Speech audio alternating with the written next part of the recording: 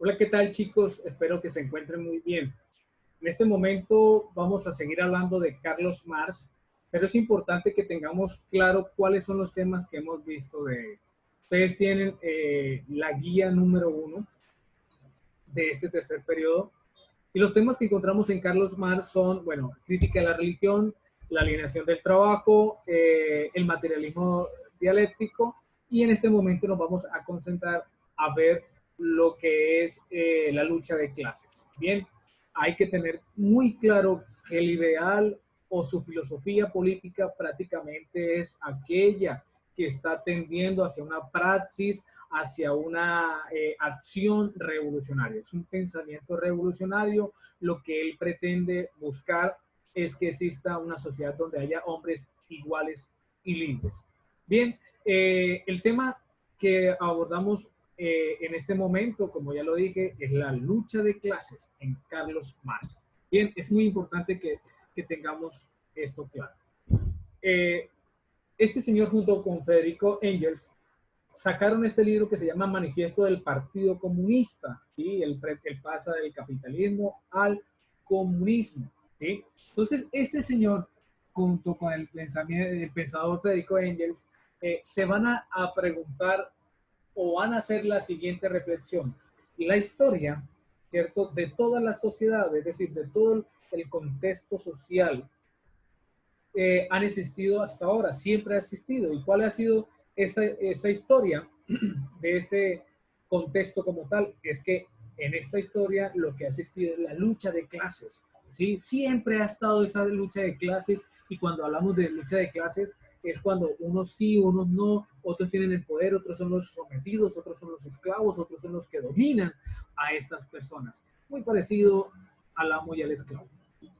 Esta lucha se ha encargado o ha acabado con, bien, lo que ha acabado es con la transformación revolucionaria de la sociedad, es decir, la sociedad no se pellizca, la sociedad queda estancada ahí, esa lucha de clases no le ha ayudado a una transformación revolucionaria de la sociedad, ¿sí? Y obviamente lo que hay que hacer es, como lo indica la palabra, transformar, hacer una revolución, ¿cierto? Por eso se ha acabado con esa revolución de toda la sociedad, y obviamente ha acabado con la ruina común de las clases en lucha. Entonces, aquí cuando hablamos de las clases, hay que hacer una distinción entre dos clases sociales que ya vamos a tocar. Surge un término o dos términos que son bastante importantes, lo que son los opresores y los oprimidos. ¿Quiénes son los opresores? Los que causan el daño, y los oprimidos son aquellos que reciben el daño, la explotación y la marginación.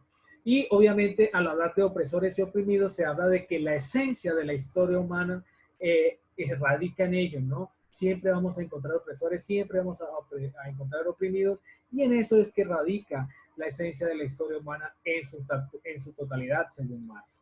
En nuestra época moderna las cosas se han simplificado, es decir, se han delimitado en dos clases antagónicas. Y cuando hablamos de algo antagónico es que es opuesto o que es contrario. ¿Cuáles son estas dos clases antagónicas? Es la que he venido ya mencionando en clases o videoclases anteriores, como lo es la burguesía, ¿sí?, y el proletariado. Entonces vamos a mirar algunas características de la burguesía y del proletariado. Hablemos en primera instancia de la burguesía.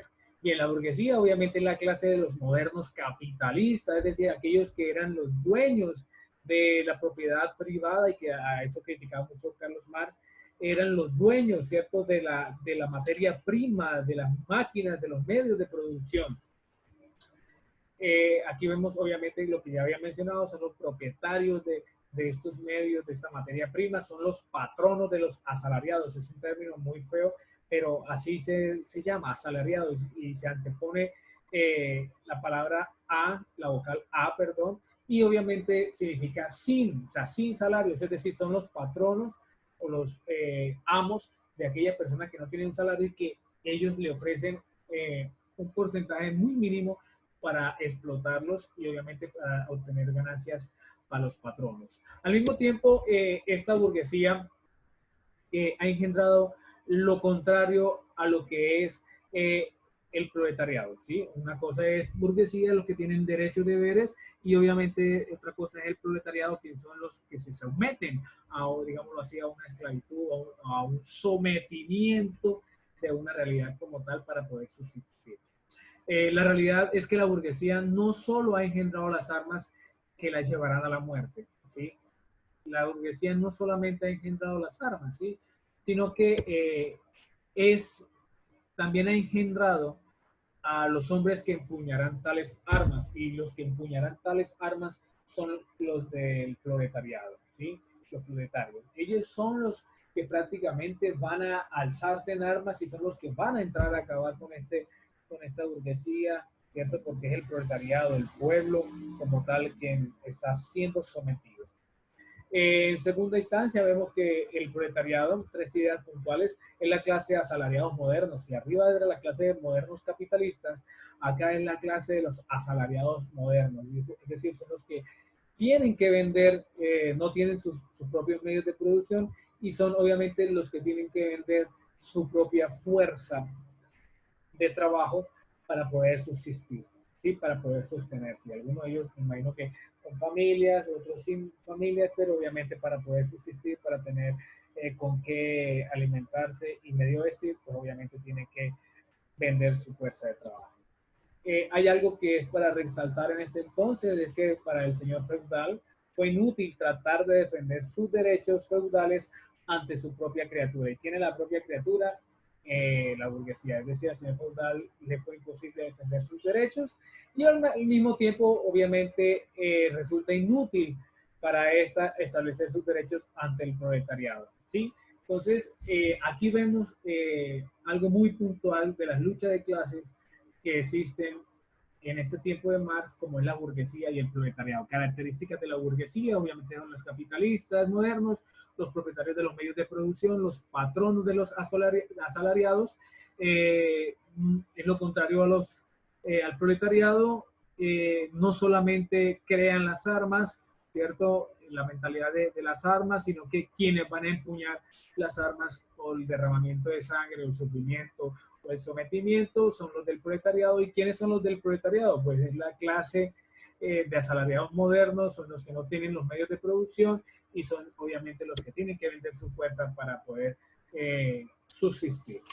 Bien, espero que hayamos comprendido un poco más esta filosofía interesante de Carlos Marx, y en esta ocasión trabajamos lo que es su pensamiento frente a la lucha de clases.